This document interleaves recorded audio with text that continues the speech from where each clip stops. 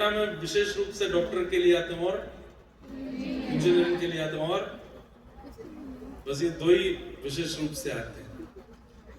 पर हर बालक का एक ड्रीम होता है, मुझे ये बनना है।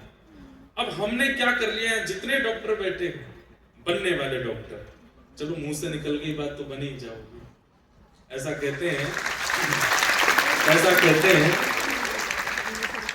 ब्रह्म वाक्यम जनार्दनम, ऐसा कहते हैं, सूक्ति है वेद की कि ब्राह्मण की मुख से निकली हुई बात भगवान के मुख से निकली हुई बात होती है। हमको बोलना तो विद्यार्थी था, पर मुख से निकलेगा जितने डॉक्टर बैठे, अब बने ही जाओगे, बने ही जाओगे। तो अब लेकिन एक मेरी छोटी सी बात सुन लो, फिर उसके बाद हम भागेंगे यहाँ से। आपको बहुत देर वेट कराया आज ना। हम लोगों ने प्रसन्नता को एक गोल के पीछे रखा है कि मैं डॉक्टर बनूंगा तो ही मैं खुश रह पाऊंगा।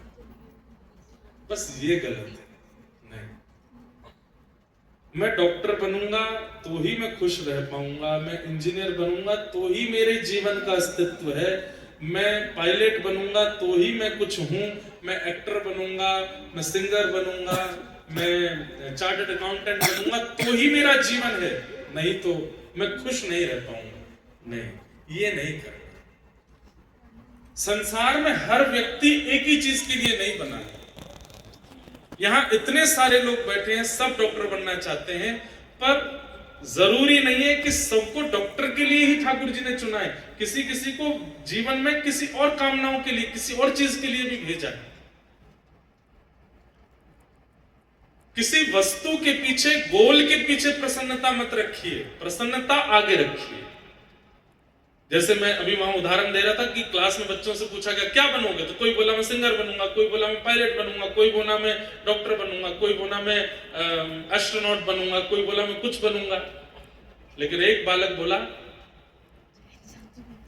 मैं प्रसन्न व्यक्ति बनना चाहता हूं, बड़े होकर खुश रहना चाहता हूं, मैं हंसना चाहता हूं, मैं खेलना चाहता हूं, मैं खुश रहना चाहता हूं। मैं क्या बनना चाहता हूं ये नहीं बोला उसने कहा कि मैं बस एक प्रसन्न मानव बनना चाहता हूं। हम लोग गोल्स के चक्कर में ये भूल जाते हैं कि हमें प्रसन्न भी रहना है, हमें खुश भी रहना है। हमारी खुशी डॉक्टरी के पीछे नहीं, प्रसन्नता आगे है, उसके पीछे सब कुछ है। बनूं तो भी खुश रहूंगा, नहीं बनूं तो भी खुश रहूंगा। एक संत तुकाराम जी थे महाराष्ट्र में, उनकी पत्नी जो थी ना वो बिल्कुल भी अनुकूल नहीं थी, डांटती थी, फटकारती थी, लड़ाई झगड़ा भी करती थी। लेकिन तुकाराम जी इतने बड़े संत थे कि छत्रपति शिवाजी महाराज भी उनका प्रवचन सुनने के लिए आते थे। और जहां कहीं भी छत्रपति शिवाजी का युद्ध आदि का क्रम होता था, वो पहले पूछ लेते थे कि संत तुकाराम जी का आसपास कहीं सत्संग है कि नहीं। पता चल जाता था तो छत्रपति जी जाते थे और सत्संग सुनते थे। इतने बड़े महाराज, और उनकी पत्नी कैसी, उन्हीं की नहीं सुनती थी, खूब डांट फटकार लड़ाई झगड़ा करती थी उनके साथ। एक बार एक गांव का लड़का था, उस गांव के लड़के ने अपने घर वालों से कहा मैं शादी नहीं करूंगा। घर वाले बोले क्यों नहीं करेगा? बोले तुकाराम जी का देखा जीवन आपने, पत्नी ने आकर के घर नरक बना रखा है, मैं शादी नहीं करूंगा। तो घर वालों ने कहा करनी तो पड़ेगी। तो उसने कहा अगर तुकाराम जी बोल देंगे तो कर लूंगा। उसको था कि तुकाराम जी क्यों ही बोलेंगे, इतने परेशान व्यक्ति दूध का जला छाछ भी फूंक फूंक के पीता है, और जब खुद ही ब्याह से इतने परेशान है तो ये मुझको क्यों कहेंगे कि भाई तू ब्याह कर ले। अपने घर वालों को लेकर तुकाराम जी के पास गया और तुकाराम जी से बोला पूरे घर वाले मेरे पीछे पड़े हैं, सब कह रहे हैं तू ब्याह कर ले, तू ब्याह कर ले। मैंने कह दिया आप कहोगे तो करूंगा, और आप तो क्यों ही कहोगे कि मैं ब्याह कर लूं। सब जानते हैं आपका घर कैसा है, आपकी पत्नी कैसी, आप मेरे घर वालों को मना कर दो। तुकाराम जी ने पूरे घर वाले बुलाए, क्या बात है? बोले ब्याह नहीं कर रहा है, कह रहा आप कहोगे तो करेंगे। तुकाराम जी बोले जितनी जल्दी हो सके कर दो। लड़का उनके मुंह की ओर देखे, ये तो बहुत गलत किया। मतलब जब आपको पता है कि इतना खतरनाक जीवन ब्याह के बाद आपका हो गया, आप कैसे कह सकते हो उनको कि मेरा ब्याह करा दो? तो तुकाराम जी बोले आज पूरी दुनिया मुझको जानती है। छत्रपति शिवाजी मेरे प्रवचन में आते हैं। मेरा नाम क्या है? तुकाराम। मैं कौन हूं? सुलझा हुआ व्यक्ति। ब्याह कर लो, पत्नी अगर अनुकूल आ गई तो अच्छी बात है, और मेरी जैसी आ गई तो एक और सुलझा हुआ व्यक्ति आ जाएगा गांव में, एक की जगह दो हो जाएंगे। इसका मतलब क्या है? तुकाराम जी ने इनडायरेक्ट वे में कह दिया कि मेरी बुद्धि के सुलझने का कारण प्रतिकूल पत्नी है। दुनिया में कोई नहीं चाहता कि मेरी पत्नी या मेरा पति या मेरे भविष्य में कोई भी वस्तु ऐसी आवे जिससे मैं परेशान हूं। सब चाहते हैं कि ऐसी आवे जिससे मैं प्रसन्न रहूं। लेकिन आपको एक बात मैं बहुत फैक्ट के साथ बता दूं कि जो भी आइडल्स बने हैं वो सब प्रतिकूल प्राप्त करके ही बने। अनुकूलता में कोई आइडल नहीं बना।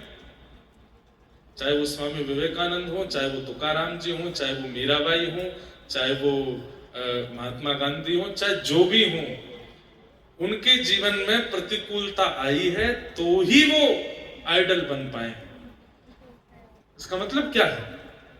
आप डॉक्टर बन के खुद को खुश कर लोगे, लेकिन आइडल आप तभी बन पाओगे जब आप अपने जीवन में बहुत सारी विपरीतताएं फेस करोगे। तो मेरा बहुत बहुत शुभकामना और आशीर्वाद भी है आप सब छोटे भाई बहन है हमारे, कि आप सब लोग निश्चित डॉक्टर बनो, लेकिन कदापि नहीं बन पाओ तो दुखी मत हो, परेशान नहीं होना। There is something better for you. Thakur ji ने कुछ और बढ़िया सोच के रखा है, शायद वो आप बन जाओगे। अभी आप अपना पूरा मनोबल लगाइए, पूरी मेहनत कीजिए। लोग बाग पता है क्या है, डॉक्टर नहीं बना इससे दुखी कम होते हैं। मैंने मेहनत बहुत की थी फिर भी नहीं बन पा। कौन नहीं करता मेहनत?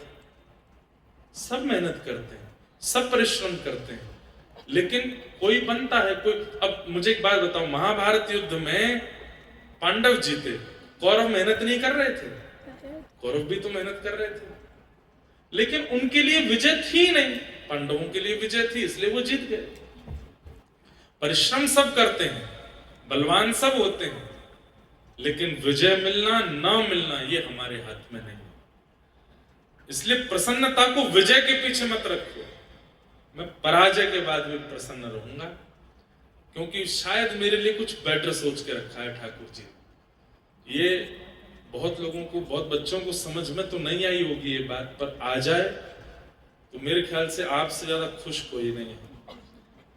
किसी वस्तु के पीछे खुशी मत रखो, खुशी को आगे रखो, वस्तु को पीछे रखो। वो लड़की मिलेगी उससे शादी करनी है तो ही खुश रहूंगा, वो लड़का मिलेगा उससे शादी करनी है तो ही खुश रहूंगी, ऐसा जीवन मिलेगा तो ही खुश रहूंगी, मेरे पास में मर्सिडीज होनी चाहिए तो ही खुश रहेंगे, जयपुर में बंगला होना चाहिए तो ही खुश रहेंगे, मुंबई जाएंगे तो ही खुश रहेंगे, यूएस में पढ़ेंगे तो ही खुश रहेंगे, यूके में शिफ्ट होंगे तो ही खुश रहेंगे। नहीं, यूएस जाने वाले भी दुखी हैं, यूके जाने वाले भी दुखी हैं, मर्सिडीज में बैठने वाले भी दुखी हैं।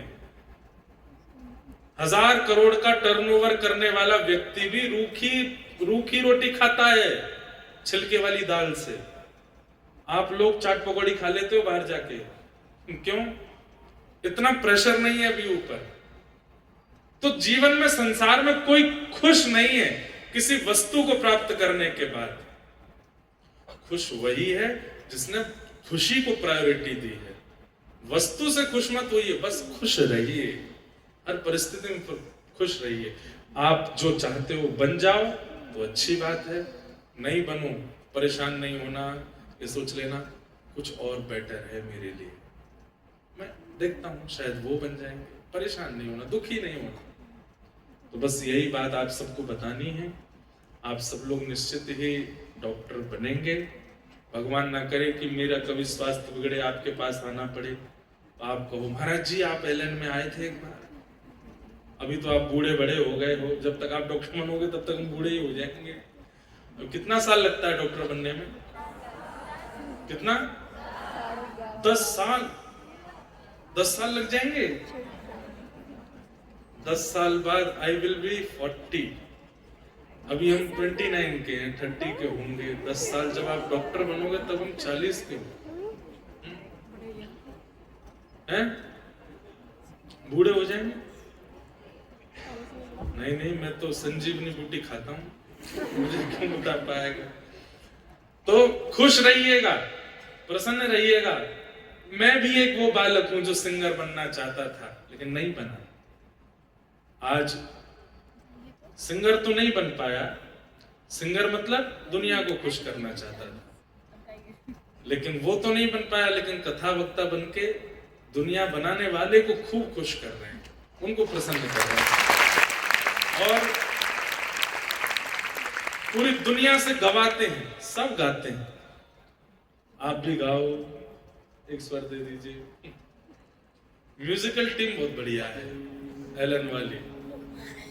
जगन्नाथ चकानैन, जगन्नाथ चकानैन, नीलाचल वरे तू न संभाले तो हमें कौन संभाले। ओ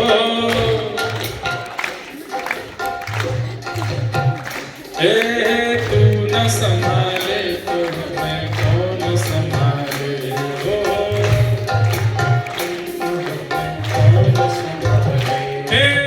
जगन्नाथ।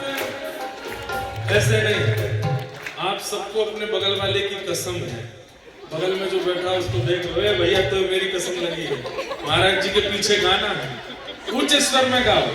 हे जगन्नाथ चकानैन, जगन्नाथ चकानैन, नीलाचल वरे तू न संभाले तो हमें कौन संभाले।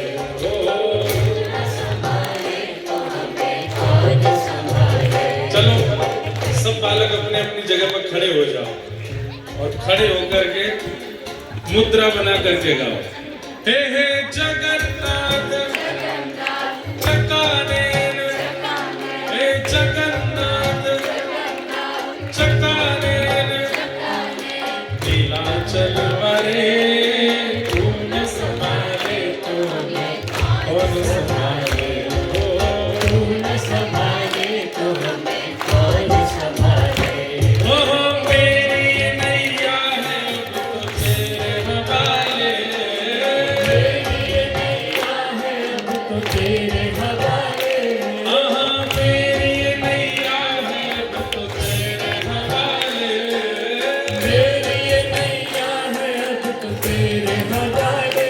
हमें तू न संभाले तो हमें कौन संभाले। तू न संभाले तो हमें कौन संभाले। हे जगन्नाथ चकानैन, ओ जगन्नाथ। कितने बच्चों ने जगन्नाथ जी देखे हैं, हाथ ऊपर करो। अच्छा, कितने लोग जगन्नाथपुरी गए हैं, वो हाथ ऊपर करो। और जिन्होंने